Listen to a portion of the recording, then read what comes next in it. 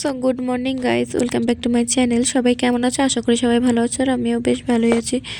তো আজকে চললাম ভাড়া বাড়ির উদ্দেশ্যে, আর মালপত্র নিয়ে সব টোটোয় উঠে পড়েছি। নিজের গ্রাম ছেড়ে, নিজের বাড়ি ছেড়ে ভাড়া বাড়িতে যেতে হচ্ছে। এটা যে যে যায় সেই বোঝে কেমন লাগে। বাইরে ভাই, মন ফেটে যাচ্ছে, তবু কিছু করার নেই। এই ছেলের জন্য সব কিছু করতে হবে। আর এই যে ঘরটা, তো ঘরটা ভালো করে পরিষ্কার করে নিতে হচ্ছে, প্রচণ্ড নোংরা ছিল। তো তার জন্য সেই নোংরাগুলো এখন পরিষ্কার করছি। আর আমি আর আমার জায়ের মেয়েটা এসেছে, মানে দীপা। আর এই যে ফুল মাল এখনও পর্যন্ত আছে, জিনিসপত্রও গোছাচ্ছে।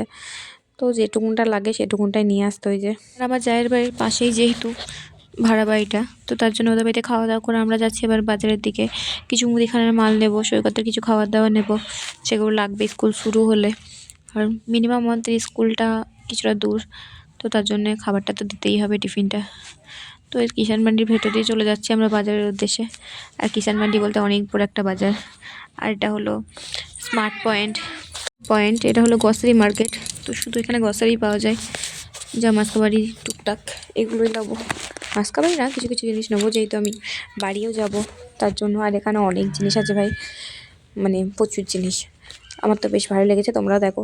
আর সৈকত প্রচণ্ড বদমাশি করছিল, যেটাই দেখছিল সেটাই নবো নবো করে লাফাচ্ছিল। আর যে কোনো জিনিস তুলে নিচ্ছিল, তার জন্য ওকে ট্রলির মধ্যে চাপিয়ে নিয়েছি, আর ওকে নিয়েই ঘুরে ঘুরে বেড়াচ্ছি। আর আমি কিছু একটা খুঁজছিলাম, বাট আমার এখন মনে নেই, তো তার জন্য সেইটা খুঁজে খুঁজে বেড়াচ্ছি। আর দীপা আমার ভিডিও করছিল, দেবো বলতে আমার জায়ের মেয়ে। তো এখানটা করে আমি ফার্স্ট টাইম এসেছি, আর আমার বেশ ভালোই লেগেছে। নেক্সট টাইম থেকে যাওয়ার ইচ্ছা আছে। আর জিনিসের দাম খুব একটা বেশি না, ঠিকঠাকই, মানে আমার মতে ঠিকই লেগেছে। তো দেখো, সবই নেওয়ার মতো আছে এখানে। আর নিয়েও নেব কিছু কিছু জিনিস। এই যে সার্ফ, তারপরে তোমার বিস্কিট, তারপরে কিছু ম্যাগি, এইগুলো নেব। আর বাকি জিনিসগুলো ওর বাবা নিয়ে আসবে। বাট আমি আরও চাল টালগুলোও দেখছিলাম, যেহেতু আগের দিন আমাকে 2 প্যাকেট চাল নিয়ে গেছে, সেই চালগুলো আমার খুব ভালো লেগেছিলো। বাট সেই চালটা নেই, সেই চালটা আমি পাইনি। তো তার জন্য নীল বললো যে থাক, নিতে হবে না, যে পরে এসে নিয়ে যাব। আমি ওকে ফোন করে জিজ্ঞাসা করে নিয়েছিলাম।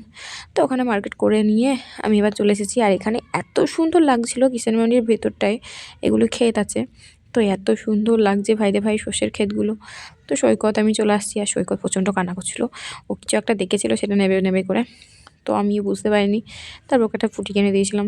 আর বৈকাল হয়ে গেছে, দিদিভাইদের বাড়িতে খাওয়া দাওয়া করে রেডি হয়ে বেরিয়ে গেছে একবার বাইরের দিকে। তো এখানটা করে একটু ঘুরবো, দিয়ে তারপরে আবার ঘরটা ঠিকঠাক করে নেব, মালপত্র সাজিয়ে নেব, দিয়ে তারপর আমরা আবার বাড়ির উদ্দেশ্যে বেরোবো। তো কিছু তো করার নেই, এটা ঠিকঠাক করতেই হবে। আর সৈকত এখানে সোয়েটার পরার জন্য বলছি, সৈকত তো সোয়েটার পরার কোনো নামই নেই। আর দেখো এই ঘরটা কেমন সাজিয়েছি আমরা। তো এখানটা করে বিছানাটা করে রেখেছি, যেহেতু এত ঠান্ডার মধ্যে সৈকত এখানে ওখানে বসবে, সেটা আমার ঠিক হবে না। তার মানে আমি সৈকতকে বলেছি তো এখানে বসেই যা করবি করবি। তো সন্ধ্যার দিকে হয়ে গিয়েছে, আর আমরা বাড়ি বেরিয়ে পড়েছি। টোটোতে বসে আছি, আর সোমনাথ ওখানে কিছু একটা নিচ্ছে। তো আমি, সৈকত, দীপা সবাই মিলে বসে আছি। আর সৈকত কিছু একটা বলছিল। যাক, ভিডিওটা আজকের মতো এখানেই শেষ করলাম।